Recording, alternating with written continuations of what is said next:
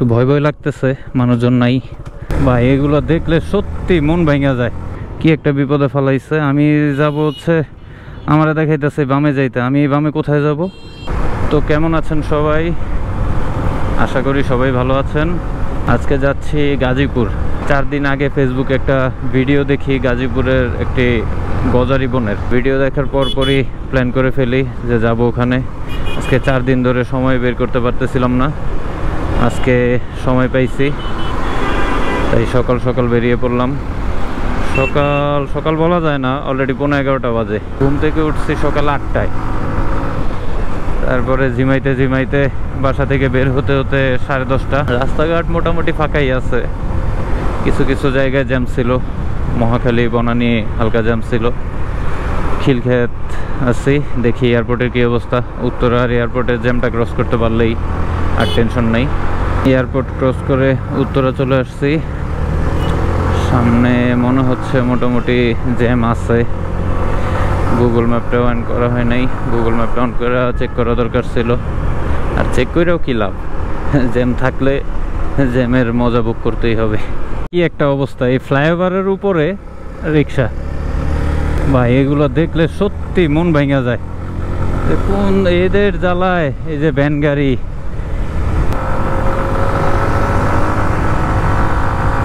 ওর হোগাটা কোনো রকমে গাড়ির পিছে বাইজা আছে, একটু ঝাঁকি খাইলেই কি হবে ওটা তো বুঝতেই পারতেছেন।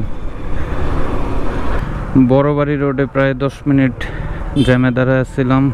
সামনে জ্যামের ভাব দেখে যা বুঝলাম যে এখানে আরো আধা ঘন্টাতেও ছুটতে পারবো না। এক লোক বললো এই ভিতর দিয়ে নাকি একটা রাস্তা আছে বের হওয়ার। দেখি সামনে গিয়ে কি অবস্থা, যাওয়া যায় কিনা। প্রায় 30 মিনিট ধরে এই গলি ওই গলি ঘুরতেছি, এখন পর্যন্ত মেন রোডের কোনো দেখা নাই। আল্লাহ জানে কই যাইতাছি না যাইতাছি। আর গুগল ম্যাপে একবার কি দেখাইতেছে, একবার ডাইনে দেখাইতেছে, একবার বামে। আল্লাহ জানে কই যাব এখান থেকে। কি একটা অবস্থা দেখেন, আমারে গুগল ম্যাপে দেখাইতেছে এদিকে যাইতে, এদিকে ভাই রোড কোথায়? ওইরে ভাই, জীবনে গরু ছাগলের বিশ্বাস করা উচিত, কিন্তু এই গুগল ম্যাপে বিশ্বাস করা উচিত না। কি একটা বিপদে ফেলাইছে। আমি যাব হচ্ছে, আমারে দেখাইতেছে বামে যাইতে, আমি বামে কোথায় যাব? এই যে প্রমাণ দেখাই, একটু সামনে চলে গেলেই এই যে এই রোড থেকে বেরিয়ে যেতেছে। এদিকে রোডটা কই? কি একটা বিপদ আল্লাহ। তো এই রোডটা দিয়ে যাওয়ার সময় ছোটবেলার কথা মনে পড়তেছে। ছোটবেলায় যখন আমি বোটবাজার থাকতাম, গাজীপুর বোটবাজার, তখন আমাদের বাসার আশেপাশে যে এরকম ফাঁকা জায়গা ছিল, 1-2টা হাতে গোনা 1-2টা বাড়ি ছিল, আর বেশিরভাগ জায়গায় এরকম ফাঁকা ক্ষেত খামার ছিল। এখন এই পরিবেশ দেখাই যায় না। 30 মিনিট এই গলি ওই গলি ঘোরার পরে অবশেষে মেন রোডের দেখা পাইলাম। এটা কোন জায়গায় আসছি বলতে পারি না এখনো। জ্যামের আসল কারণটা জানতে পারলাম, ওই পিছে গার্মেন্টসের লোকেরা, গার্মেন্টসের ওয়ার্কাররা আন্দোলন করতেছে এই রোড অবরোধ কইরা। 2 দিন পরে কাজের বুয়ার আন্দোলন করবে, তাদেরকে বইয়ের অধিকার দেওয়া হোক। কয়দিন পরে দেখা যাইব যে টয়লেট হয় না, তারা রোডে নামে আন্দোলন করবো যে আমার টয়লেট হয় না কেন। এইরকম অবস্থা শুরু হয়েছে এখন দেশে। 16 বছর পাল ফালাইছে এরা সবাই। 16 বছরে কোনো আন্দোলন ফান্দোলন কিছু ছিল না। এত যুদ্ধের পরে মানুষ একটু শান্তিতে থাকবে কিছুদিন, এটার উপায় নেই। এখন শুরু হয়েছে আন্দোলন আন্দোলন। আকাশে মেঘ, সূর্যের দেখা নাই। আল্লাহ জানে বৃষ্টিতে ভিজতে হইব কিনা। এই যে বলতে বলতে 1 ফোঁটা বৃষ্টি হাতে পড়ছে, তো সমস্যা নাই। আমার সাথে রেইনকোট আছে, রিসেন্টলি রেইনকোট কিনছি নতুন একটা, এখনো উদ্বোধন করা হয় নাই। বৃষ্টি হইলে হয়তো ইউজ করার সুযোগ পাবো। তো ক্যামেরাটা নিয়ে প্রবলেম, ওয়াটারপ্রুফ কেসটাও আনি নাই বলতে মনে ছিল না। এখন যদি বৃষ্টি নামে আর ভিডিও করতে পারবো না। অবশেষে 2 ঘন্টা বাইক চালানোর পর আর 1 ঘন্টা বৃষ্টিতে ভিজার পর আমার গন্তব্যে আসতে পারছি। এখানে আসলাম। এটা পুরোটা মূলত একটা গজারি বন, খুবই সুন্দর একটা জায়গা। 2 পাশে শুধু বন আর বন, কোনো বাড়িঘর নাই, একদম নিরিবিলি শুনশান পরিবেশ। এখানে থাইমা কিছু ছবি তুলি। একটু ভয় ভয় লাগতেছে, মানুষজন নাই, কিছু করার নাই, আসছি যেহেতু। 10-15 মিনিট এখানে ছবি তুললাম, ভালোই লাগতেছিল, বৈশা ছিলাম। এখন আবার রওনা হইলাম ঢাকার উদ্দেশ্যে।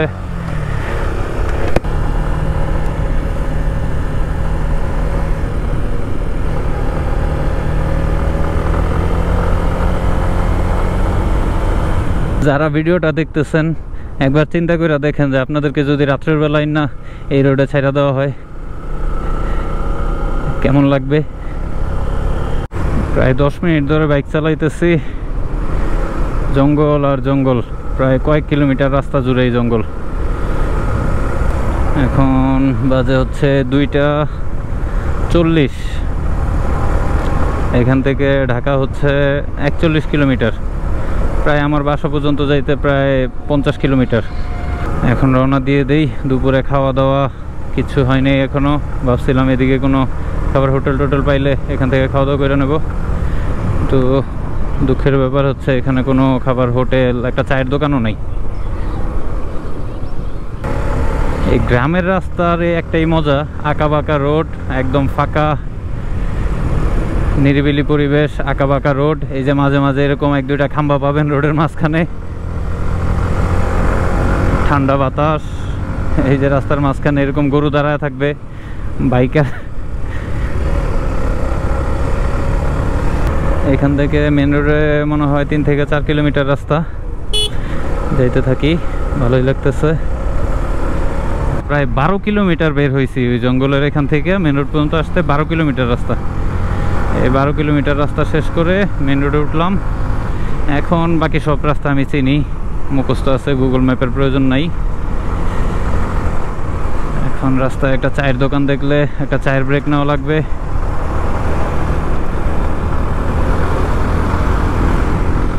এখন যদিও বা 3টা বাজে, এই টাইমে তেমন জ্যাম থাকার কথা না। দেখি সামনে গিয়ে কি অবস্থা। 1 ঘন্টার মধ্যে বাসায় পৌঁছাইতে হবে। প্রচণ্ড রকমের খিদা লাগছে, প্রচণ্ড রকমের। এই যে শালার কুত্তেরা উল্টা পাল্টা আইসা পড়ে এদিক ওদিক। এই যে জ্যামজট শুরু, যে ভয় পাইতেছিলাম। এই জায়গাটা জ্যাম থাকার 2টা কারণ। এক হচ্ছে রাস্তাটা প্রচণ্ড ভাঙ্গা, তার উপরে আবার সামনে এই যে বাসগুলো উল্টাপাল্টা থেমা যাত্রী উঠায়। রাস্তায় ভালো রকমের জ্যাম, মনে হয় না 4টার ভিতরে পৌঁছাইতে পারবো। দেখি, আল্লাহ ভরসা। আর আপনাদের থেকে এখানেই বিদায় নিয়ে নেই।